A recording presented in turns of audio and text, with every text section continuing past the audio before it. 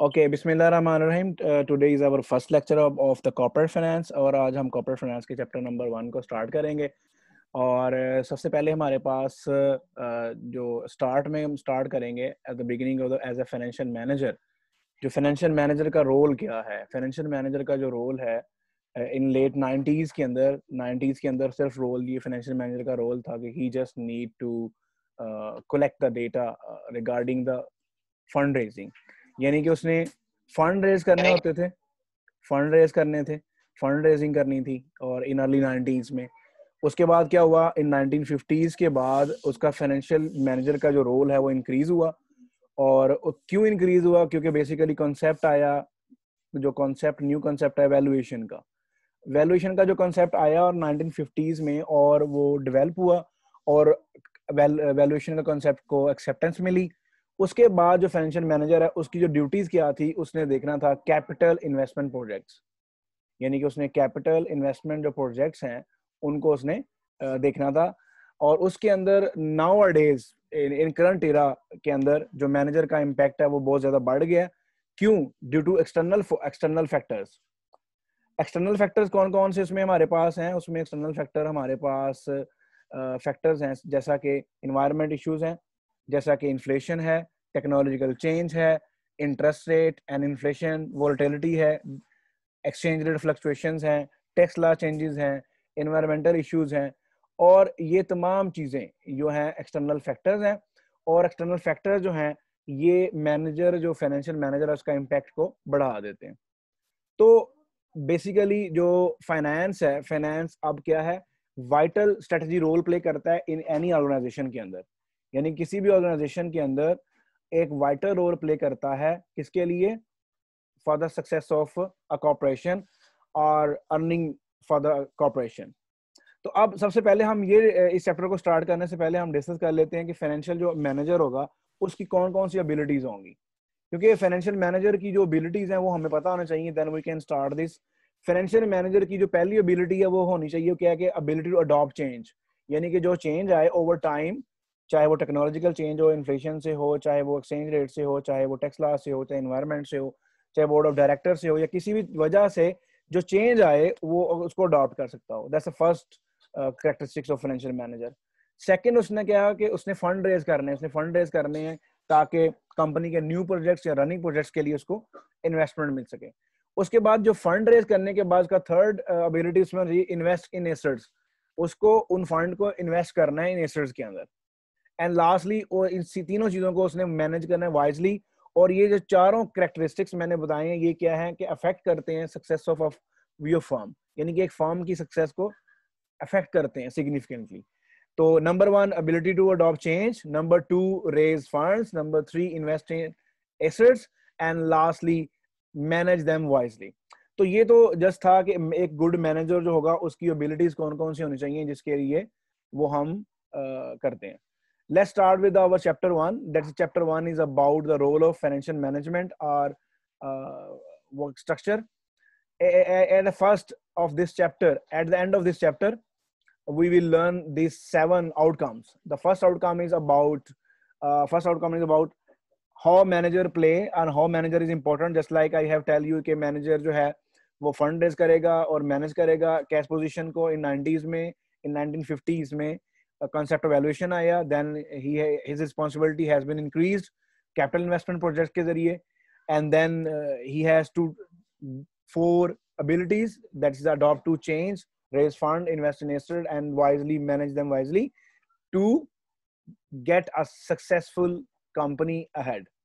तो ये तो चीजें थी। इसमें सबसे पहले हमारे पास आ गया कि फाइनेंशियल मैनेजर की आप जो एबिलिटी है इंपॉर्टेंस को देख लेंगे। देन हम इसमें डिस्कस करेंगे 3 मेजर फाइनेंशियल डिसीजंस, ये फाइनेंशियल मैनेजर जो डिसीजन लेता है। तो after this chapter you will learn that. उसके बाद हम डिस्कस करेंगे गोल ऑफ फर्म का गोल क्या है? वेल्थ मैक्सिमाइजेशन है। Why share holder wealth maximisation prefer है ओवर गोल्स है, ये क्यों ऐसा होता है?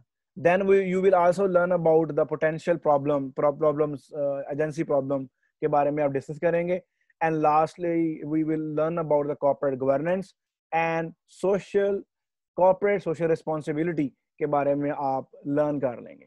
और लास्टली इसके बाद जो आपके पास लास्ट में स्ट्रक्चर ऑफ एन ऑर्गेनाइजेशन, जो टिपिकल फाइनेंशियल ऑर्गेनाइजेशन का स्ट्रक्चर होता है वो क्या होगा, उसके बारे में हम बात करेंगे।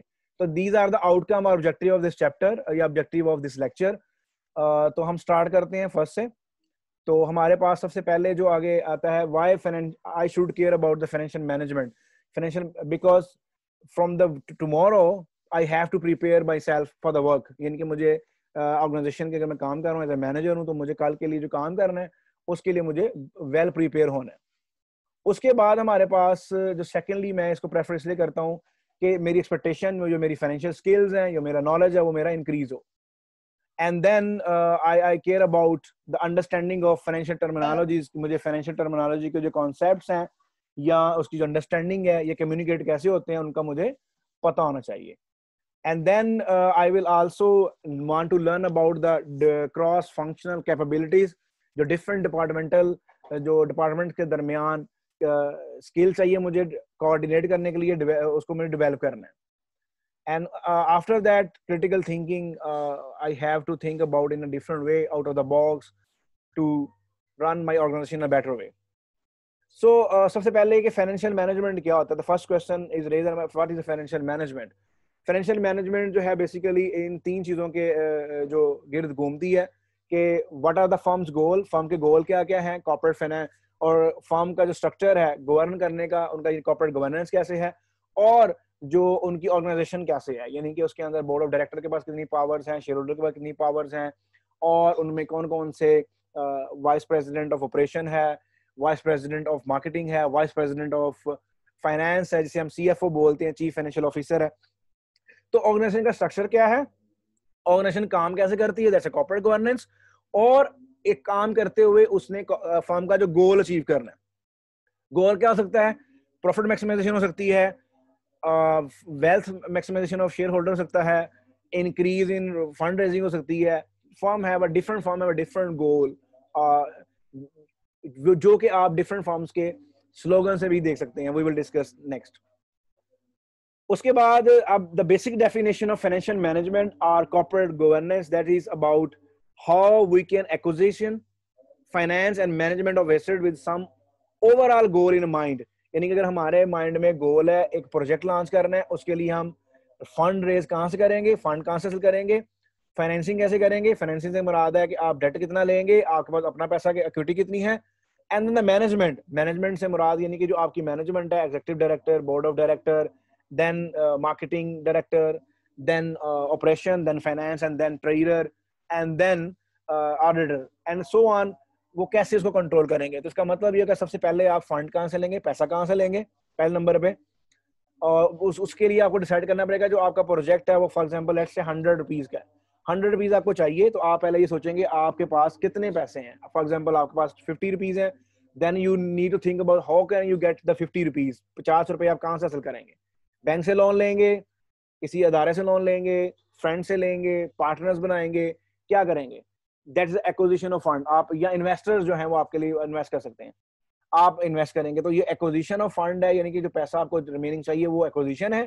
फाइनेंसिंग ये है कि कितना आपके पास डेट है, कितना आपके पास डेट, कितना डेट लेंगे, और कितनी आपके पास इक्विटी है। इक्विटी मतलब ऑनर इक्विटी है, कितना आपके पास खुद पैसा है, या जो ऑर्गेनाइजेशन है आपकी कॉर्पोरेशन है उसके पास कितना खुद इन्वेस्टमेंट है, जो कि उसको हम बोलेंगे इक्विटी। और जो पैसा वो उधार लेंगे उस प्रोजेक्ट को मुकम्मल करने के, वो क्या होगा? फाइनेंसिंग। और इन दोनों को जो मैनेज करने, चलाने के लिए एस्पेक्ट होगा वो क्या होगा? Management. That is a management of company. तो इन तीनों चीजों का जो स्टडी है that is called basically financial management और कॉर्पोरेट गवर्नेंस।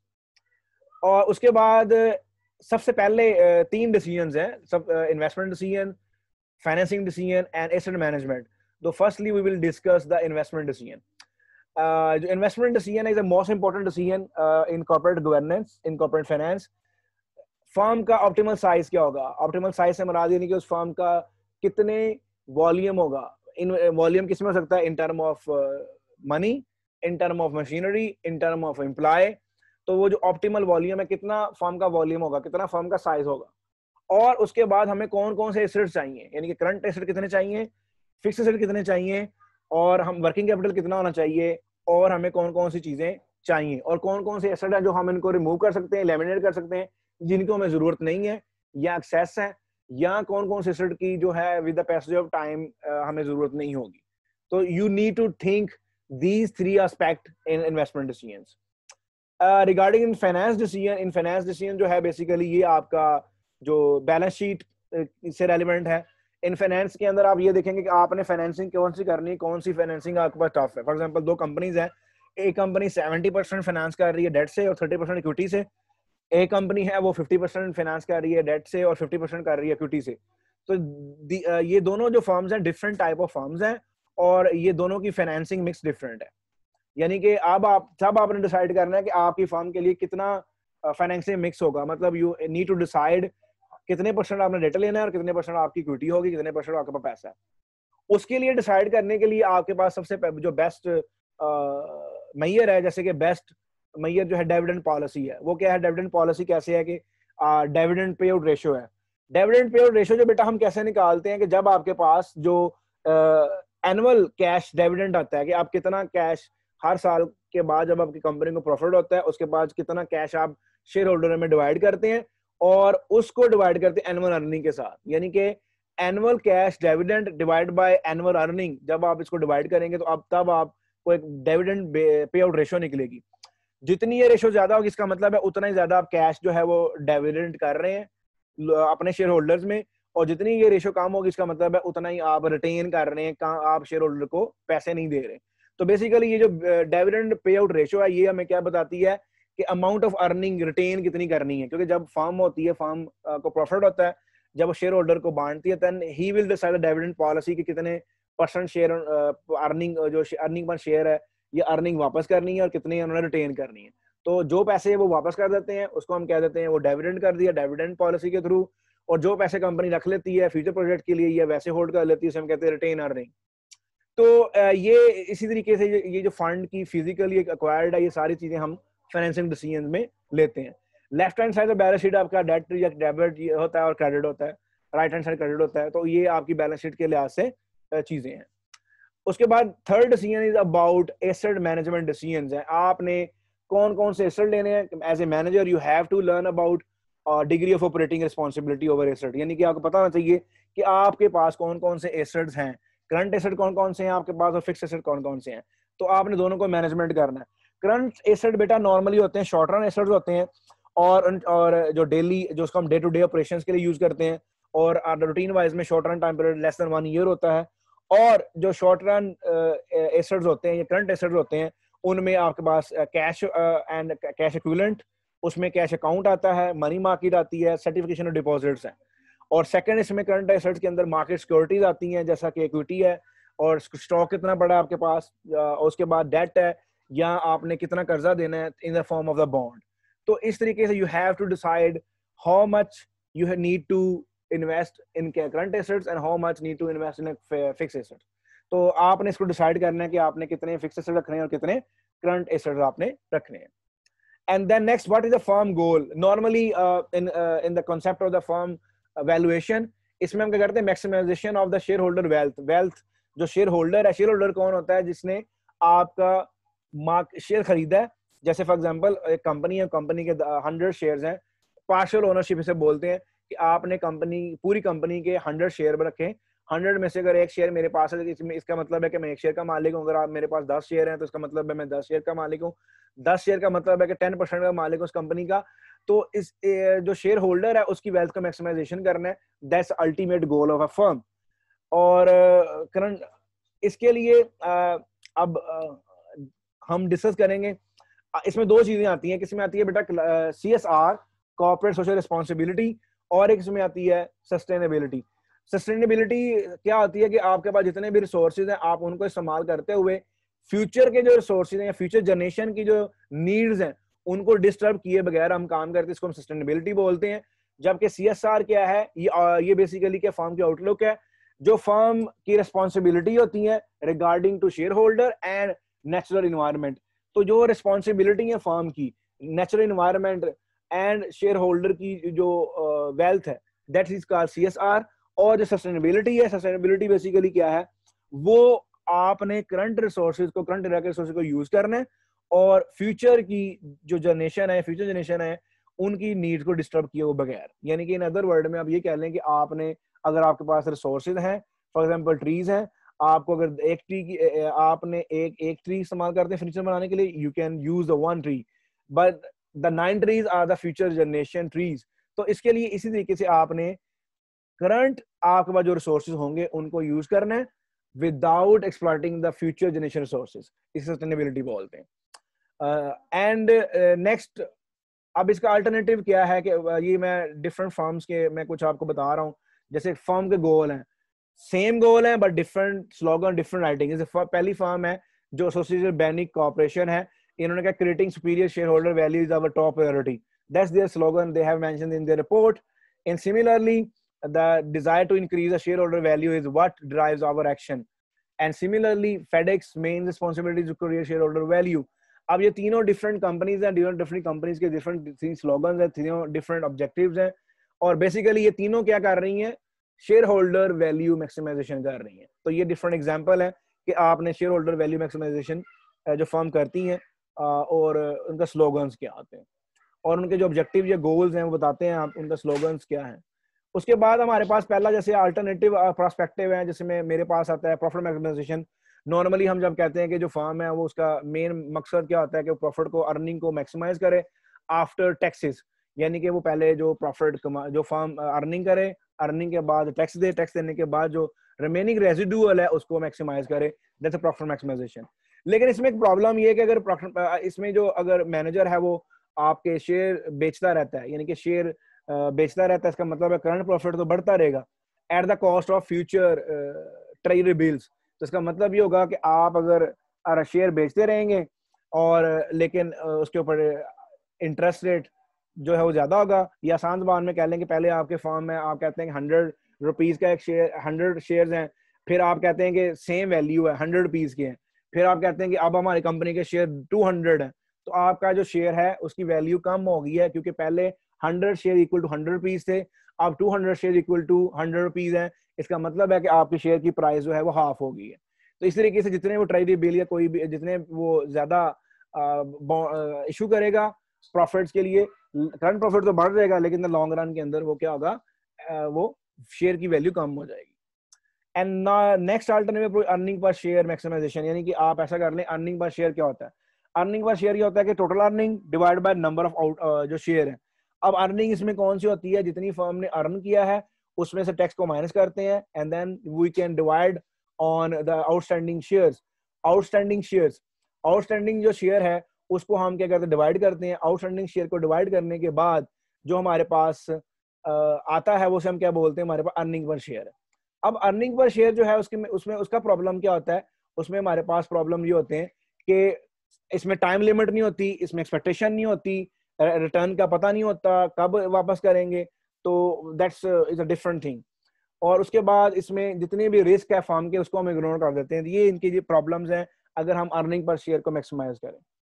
एंड इसके अलावा फर्म एक और भी काम करती है, जब अर्निंग पर शेयर होते हैं तो वो कॉल आउट जीरो पे आउट जो पे आउट रेशो होती है। पे आउट रेशो मैंने जैसे बताया था कि टोटल एनुअल कैश डिविडेंड जो डिवाइड कर जितना भी कैश हर साल वो डिवाइड करती है कंपनी अपने शेयर होल्डर में, and divide by the annual earning.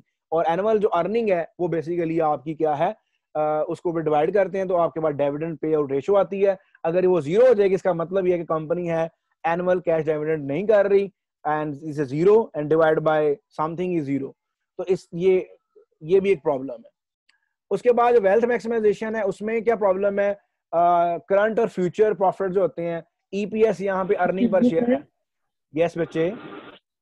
Sir आप बहुत ज्यादा स्पीड से पढ़ा रहे हैं, कुछ चीजें स्किप हो रही हैं, कुछ समझ आ रही हैं।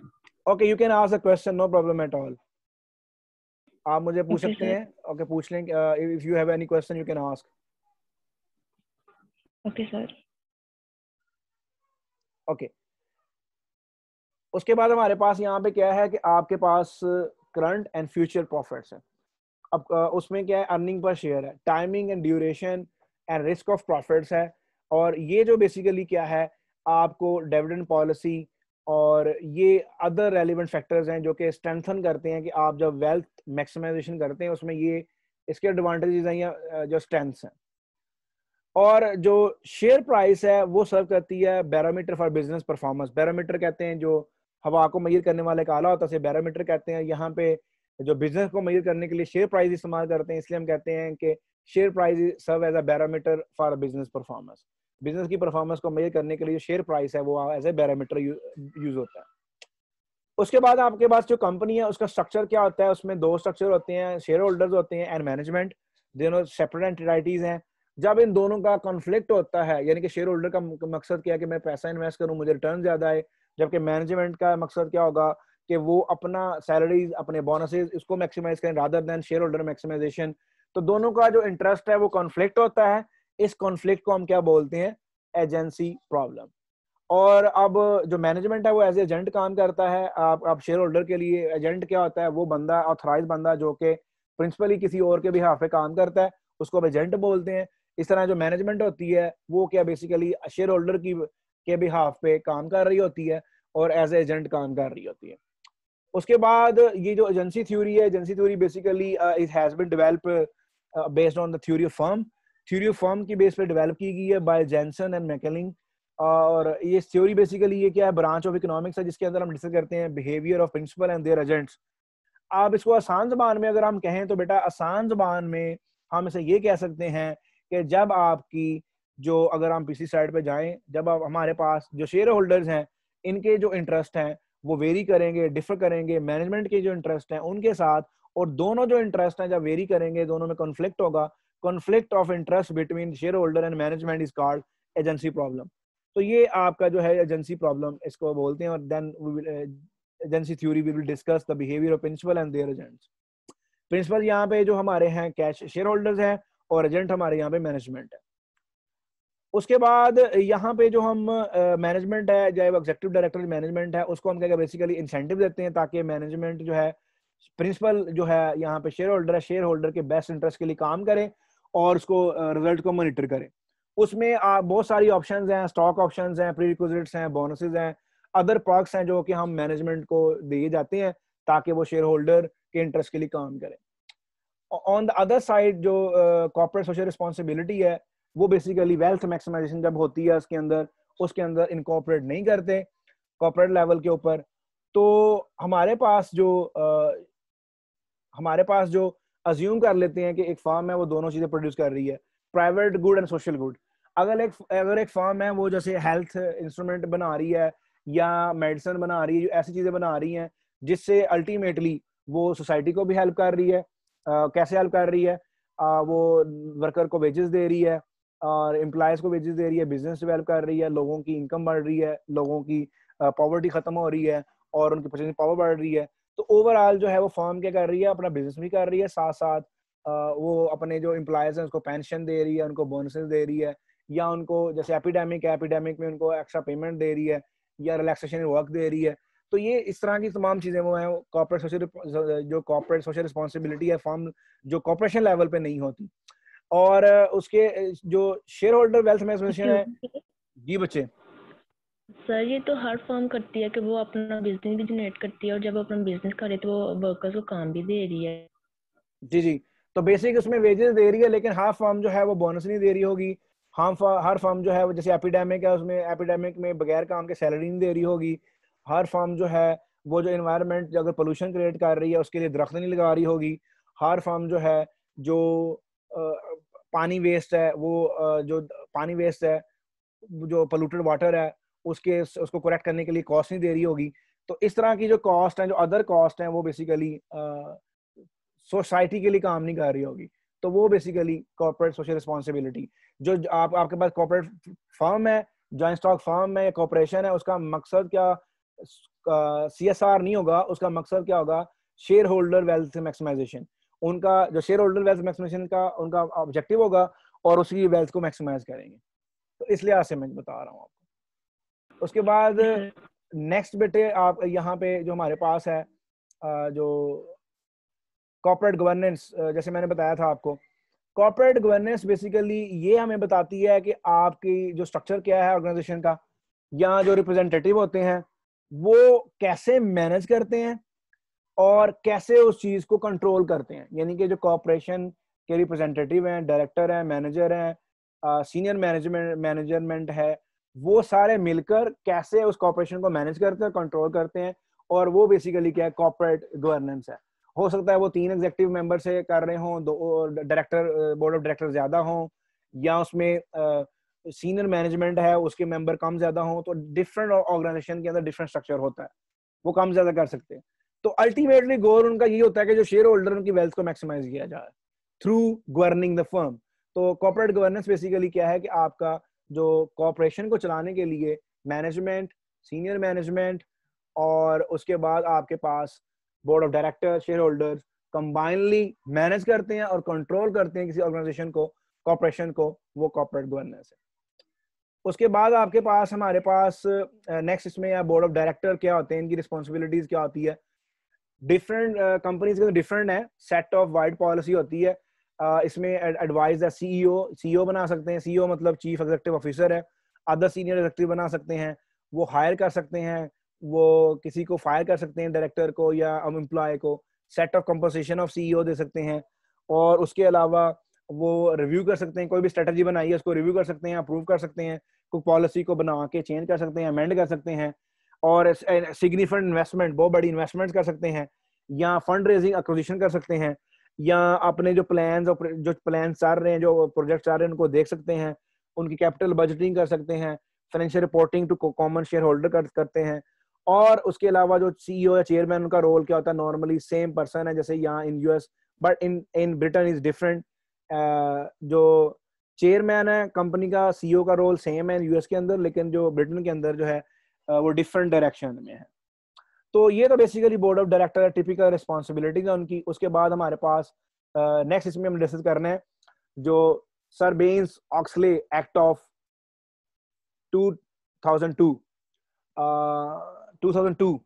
तो उसमें क्या होगा, उसमें ये बेसिकली एक नॉन प्रॉफिट ऑर्गेनाइजेशन है, और ये अपनी सर्विसेज प्रोवाइड करती है। किसकी सर्विसेज के एड्रेस करती है कि कॉर्पोरेट गवर्नेंस कैसी हो रही है, ऑडिटिंग कैसी हो रही है, उसकी काउंटिंग कैसी हो रही है, एग्जीक्यूटिव डायरेक्टर कंपोजिशन कैसी हो रही है, और टाइमली जो डिस्क्लोजर ऑफ कॉर्पोरेट इंफॉर्मेशन हो रही है कि नहीं हो रही। तो ये बेसिकली क्या है कि ये एक नॉन प्रॉफिट ऑर्गेनाइजेशन है, और जो कि बनाएगी है public company accounting oversight board, और जो कि बनाएगी है और वो करती क्या है, शेयर होल्डर के इंटरेस्ट का प्रोटेक्ट करती है और ऑडिट करती है एज अ न्यूट्रल। तो इसका मतलब ये है, जैसे आपने मूडीज भी पढ़ा होगा, Moody's is a famous audit company as well. तो उसकी रिपोर्ट्स आती हैं, और उसकी रिपोर्ट्स की बेस पर हम कहते हैं कंपनी कितनी रिलायबल है, कितनी अनरिलायबल है। तो उसकी रिपोर्ट की बेस पे इन्वेस्टर जो है अपना पैसा लगाते हैं। सिमिलरली ये भी ऐसी है कि आप एक नॉन प्रॉफिट ऑर्गेनाइजेशन है जो कि कंपनी को accounting, auditing, quality control, ethics और पब्लिक कंपनीज और उनके ऑडिट अथॉरिटीज, उन सबको डिस्कस करती है। तो ये बेसिकली करने, इसका मकसद क्या है, generally increasing the standard of corporate governance, यानी कॉर्पोरेट गवर्नेंस का जो स्टैंडर्ड है उसको इंक्रीज करने के लिए ये बताती है, कि ऐड करके बताती है कि कंपनी का ऑडिट कैसे जा रहा है, अकाउंटिंग कैसी है, एग्जीक्यूटिव कंपोजिशन कैसे चल रही है, बहुत ज्यादा बोनसेस तो नहीं ले रहे एग्जीक्यूटिव मेंबर्स, मैनेजमेंट, या बहुत ज्यादा पर्क्स तो नहीं ले रहे, हाई सैलरी तो नहीं ले रहे, और to protect the share holder interest and increase the standard of corporate governance. उसके बाद इसका जो typical organisation of financial management function होता है, टिपिकल वो कैसे होता है, बोर्ड ऑफ डायरेक्टर होते हैं, इसमें एग्जीक्यूटिव डायरेक्टर होते हैं, कुछ नॉन एग्जीक्यूटिव डायरेक्टर होते हैं, देन प्रेसिडेंट को हम बोलते हैं चीफ एग्जीक्यूटिव ऑफिसर भी बोलते हैं, देन प्रेसिडेंट के डाउन 3 वाइस प्रेसिडेंट्स हैं, executive vice president operation, executive vice president of finance जिसको हम सीएफओ बोलते हैं, chief financial officer, executive vice president marketing. और उसके बाद आपके पास जो एग्जीक्यूटिव, आपके पास चीफ फाइनेंसिंग ऑफिसर है, उसके पास नीचे अगर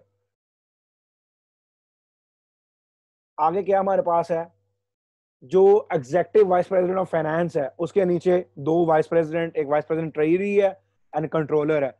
जो वाइस प्रेसिडेंट ट्रेजरी है वो डिस्कस करता है कि कैपिटल इन्वेस्टमेंट कहाँ पे की है, कैश मैनेजमेंट कैसी जा रही है, इनफ्लो क्या है, आउटफ्लो क्या है, ओवरऑल कितना कैश है, and then commercial and investment banking relationship को डिस्कस करते हैं, क्रेडिट मैनेजमेंट का कहाँ से आपने लोन लिया, कैसे लिया, और डिविडेंड रिबर्समेंट कैसे आपने शेयर होल्डर की है, financial planning, analysis and planning क्या है, मैनेजर एक्विजिशन ये चीजें क्या है, पेंशन मैनेजमेंट क्या है, इंश्योरेंस क्या है, या टैक्स एनालिसिस या इस तरह की चीजें क्या है।